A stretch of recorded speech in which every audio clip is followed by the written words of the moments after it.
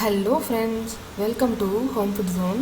இன்றைக்கி இந்த வீடியோவில் சாதம், இட்லி, தோசை, சப்பாத்தி எல்லாத்துக்குமே நல்ல காம்பினேஷனாக இருக்க மாதிரி நல்ல சூப்பரான டிஃப்ரெண்ட்டான ஒரு சைட் டிஷ்.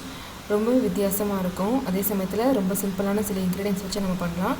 இதுக்கு ஒரு இட்லி பாத்திரத்தில் தேவையான அளவு தண்ணி ஊற்றி சுடு பண்ணிக்கோங்க. இதில் 5 மீடியம் சைஸ் பெரிய வெங்காயம் சேர்த்துட்டு இதை மூடி வச்சு ஒரு 5லேருந்து 8 நிமிஷம் வரைக்கும் மீடியம் ஃப்ளேமில் வச்சு வேக வச்சுக்கோங்க. இது கூட சேர்க்கறதுக்காக 3 மீடியம் சைஸ் தக்காளி இந்த மாதிரி கட் பண்ணி எடுத்துக்கோங்க. இது ஒரு மிக்ஸி ஜாரில் சேர்த்துக்கோங்க. இதில் 2 பச்சை மிளகாய், அரை கப் அளவுக்கு ஃப்ரெஷ்ஷான கொத்தமல்லி எல்லாம் சேர்த்துட்டு தண்ணி எதுவுமே சேர்க்கக்கூடாது. இதை மட்டும் நல்லா ஃபைன் பேஸ்ட்டாக அரைச்சி எடுத்துகிட்டு வந்துடுங்க. எந்த அளவுக்கு நல்லா பேஸ்ட்டாக அரைக்க முடியுமோ அரைச்சிக்கோங்க. இப்போ தனியாக இருக்கட்டும். இது கூட சேர்க்கறதுக்காக இன்னொரு பவுல் எடுத்துக்கோங்க. இதில் ஒரு 1 டீஸ்பூன் அளவுக்கு கொத்தமல்லி தூள், கூடவே 1/4 டீஸ்பூன் அளவுக்கு மிளகாய் தூள், அரை டீஸ்பூன் கரம் மசாலா, அரை டீஸ்பூன் சீரகத்தூள், 1 டீஸ்பூன் உப்பு சேர்த்துக்கோங்க. ஒரு முழு எலுமிச்சம்பழ சாறு சேர்த்துட்டு இது எல்லாத்தையுமே சேர்த்து நல்லா கலந்து விட்டுக்கோங்க.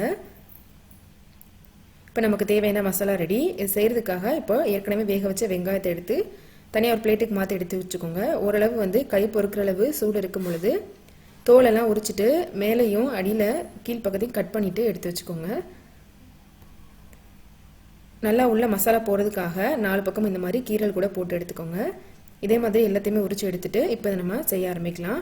இதுக்காக ஒரு பேனை சூடு பண்ணிவிட்டு இதில் 2 டேபிள் ஸ்பூன் அளவுக்கு எண்ணெய் விட்டுக்கோங்க. அரை டீஸ்பூன் சோம்பும் 1 டீஸ்பூன் சீரகமும் சேர்த்துக்கோங்க. இது ரெண்டுமே நல்லா பொரிஞ்சு வந்ததும் நல்லா ஃப்ரெஷ்ஷான கருவேப்பிலை ஒரு கைப்பிடி அளவு போட்டுக்கோங்க.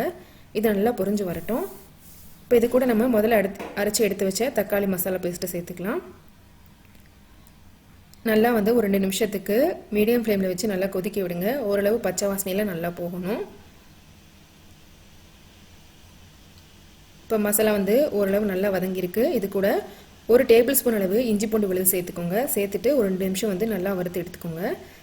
இஞ்சி பூண்டு ஃப்ரெஷ்ஷாக அரைச்சி சேர்த்துக்கோங்க. அப்போ தான் டேஸ்ட் ரொம்ப நல்லாயிருக்கும். இப்போ பார்த்தீங்கன்னா இஞ்சி பூண்டு நல்லா பச்சை வாசனை போயிருக்கு. திரும்பவும் நல்லா கொதிச்சு வர ஆரம்பிச்சிருக்கு. இந்த ஸ்டேஜில் இது கூட நம்ம ஏற்கனவே கலந்து எடுத்து வச்ச மசாலா பேஸ்ட்டை சேர்த்துக்கலாம். மசாலா நல்லா எல்லா பக்கமும் படுற மாதிரி ஒன்று போல் இந்த மாதிரி கலந்து விட்டுக்கோங்க.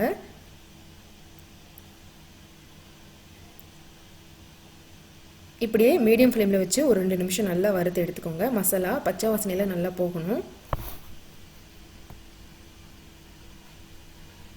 இப்போ இது கூட ஒரு அரை கப் அளவு தண்ணி விட்டு நல்லா கலந்து விட்டுக்கோங்க. உங்களுக்கு கொஞ்சம் குழம்பு அதிகமாக தேவைப்பட்டதுன்னா நீங்கள் ஒரு 1/4 கப் எக்ஸ்ட்ரா தண்ணி கூட நீங்கள் விட்டுக்கலாம். இப்போ கொதிச்சு வர ஆரம்பிச்சிருக்கு. இதை மூடி வச்சு ஒரு 3 நிமிஷத்துக்கு அப்படியே விட்டுருங்க. எண்ணெயெல்லாம் நல்லா பிரிஞ்சு குழம்பு நல்லா ரெடியாகி வரணும். இப்போ பார்த்தீங்கன்னா தெரியும், குழம்பு நல்லா கொதிச்சு எண்ணெய் நல்லா பிரிஞ்சு வந்திருக்கு. இதை ஒரு தடவை திரும்ப நல்லா கலந்து விட்டுக்கலாம். இப்போ இந்த ஸ்டேஜில் நம்ம ஏற்கனவே வேக வச்சு எடுத்து வச்சிருக்கிற பெரிய வெங்காயத்தை இதில் சேர்த்துக்கலாம். மசாலா நல்லா மேலே படுற மாதிரி எடுத்து விட்டுக்கோங்க. அப்போ தான் நல்லா உள்ளே எல்லாம் போய் நல்லா இறங்கும். இந்த அளவுக்கு நல்லா மிக்ஸ் பண்ணிவிட்டு இப்போ இதை மூடி வச்சு ஒரு 3 நிமிஷம் மீடியம் ஃப்ளேமில் வச்சு அப்படியே விட்டுருங்க. 3 நிமிஷம் கழித்து ஒரு தடவை வெங்காயத்தை திருப்பி விட்டுட்டு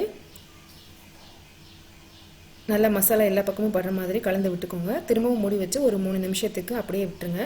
நல்லா இந்த மசாலா காரம் உப்பெல்லாம் இந்த வெங்காயத்துக்குள்ளே நல்லா போய் இறங்கும். நல்லா கொதிச்சதுக்கப்புறமா நம்ம பார்க்கலாம். அவ்வளோதான். இப்போ நம்ம அதை ஸ்டவ் ஆஃப் பண்ணிவிட்டு இறக்கிடலாம். கொஞ்சமாக மேலே கொத்தமல்லியில் தூவிட்டு சர்வ் பண்ணிங்கன்னா ரொம்ப நல்லாயிருக்கும். சப்பாத்தி, தோசைக்கெலாம் நல்ல காம்பினேஷனாக இருக்கும். சாதத்துக்கு ரொம்பவே அருமையாக இருக்கும்.